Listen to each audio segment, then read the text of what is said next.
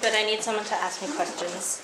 I live on Dunbar now because I want to be close to school, and it's awesome. Yeah, I've taken a lot of extra classes, so there's a lot of studying. Pretty soon I will be working at Swiss Chalet, so Oh, what wonderful angelic words spoken by Tracy. Thursday was awesome. Laura is our sports psychologist, and she's fantastic. Dr. Laura. And she's gonna psychologize us or something. I always think when I'm as an actor that what's inside your head is something that you probably can't control, but in this program we get to work with a sports psychologist, so we learn about how to focus, how to deal with rejection, a lot of the things that are psychological for an actor that, yeah, beforehand I thought were totally out of your hands.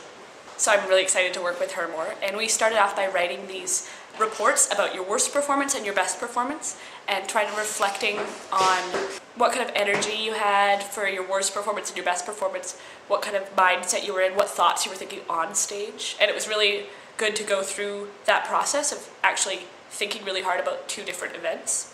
And then we had voice with Gayle. Then we had Gayle, and first with Gayle,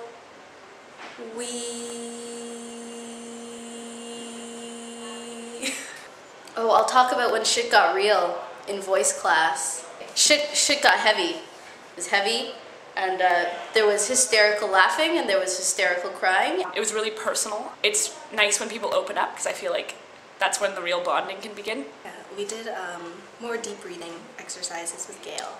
We started off kind of feeling the breath around other people. You know, again, like I said, when you do deep breathing, it's just like you enter a state that's a lot deeper than where we usually live. I had a very strong emotional response when I began breathing very deeply, and I became very angry. And yeah, I just felt like this rage inside of me, and I couldn't crush it, but I felt as if it wasn't the right thing to be feeling. And then we were asked to just we were standing at the time. We were asked to lie down and find a moment, find a place of rest in our breathing. And I still had those intense feelings, those intense emotions inside of me as we laid down, and then like I could feel them just like wanting to get out as I kept breathing. And I remember hearing someone started laughing in the class, and our eyes were closed, so we didn't know who was laughing, right? And someone began to laugh, and as soon as I heard that laughter, like I had the same impulse to let out kind of what I was feeling inside, but instead of laughter, I wanted to cry. And as the laughter kept going, like everyone started going in with the laughter. Everyone started laughing, and the laughter became loud, and I just felt like so alienated because I knew that I wasn't laughing. I knew that my response wasn't to laugh. That my response was just to like lash out, and just like I just started crying uncontrollably. But that part of me, because I just felt so self-conscious and so uncomfortable in the situation, I just like stopped. Like I was like, fuck, like stop crying, stop crying.